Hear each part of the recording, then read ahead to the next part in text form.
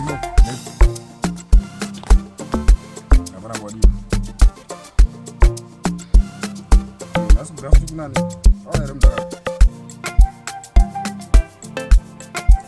Ayi Mungu wangu, ayi Mungu ndozo kuno wana sanzu kitabu na bani za Mungu dabadi. Ibono ngondi kazi. Neza ubara hizi.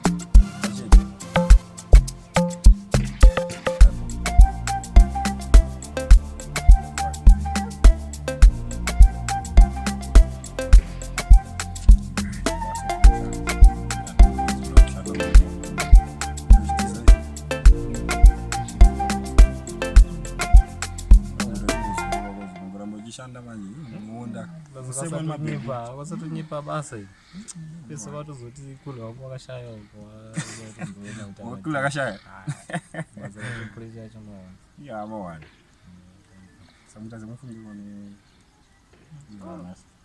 pale kwa jamaa kwa shada nisonto zileta zita mawani kono ngogara chinetswa watu waze kwanzi chiko yo juni nduba wondo Muru wonde ni.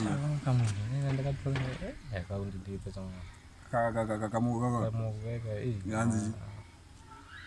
Mupa kana padeni usiku kana takanga bawa munhu ngachita sei ya. Abo uzoti kamu kana ngamuchiko wake. Abo uzochinja munhu.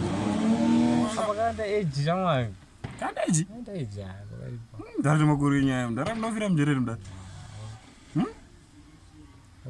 Saka ndoka munhu kari kustress zakakanda jishwa ndo kubisa stress.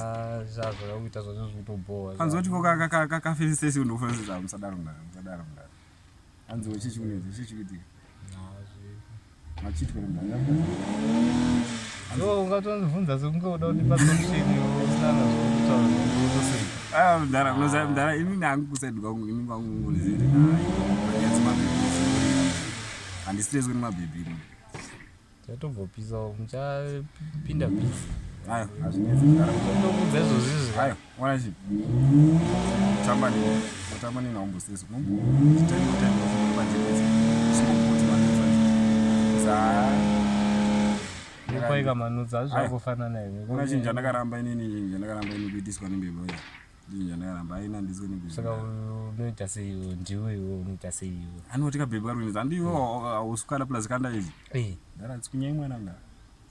Kusha mwana muendese mudzose kana kumusha mndara mutemwe plan.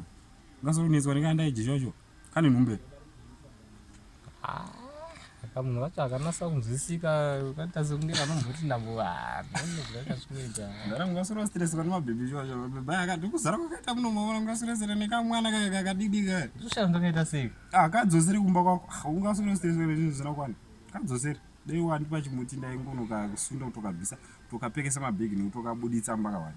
Saka unongokona chi chimenda izvezvi shongwe nokutoona kuti akuna chi pakatoshata pekatondwa kuende ndozo ichikona kumusha chete chirobva utama padeni pako baba kwete usoro chinetswa na muteni andimuona kuti ndoita sei boy wombobhemere na suppose stress dzanoza wombobhemere temtem ndiramogo wende kubase ungasoro neswa nomo ina Blaza, wewe boga wacho bata wa temtem. Ni mmoja hizi.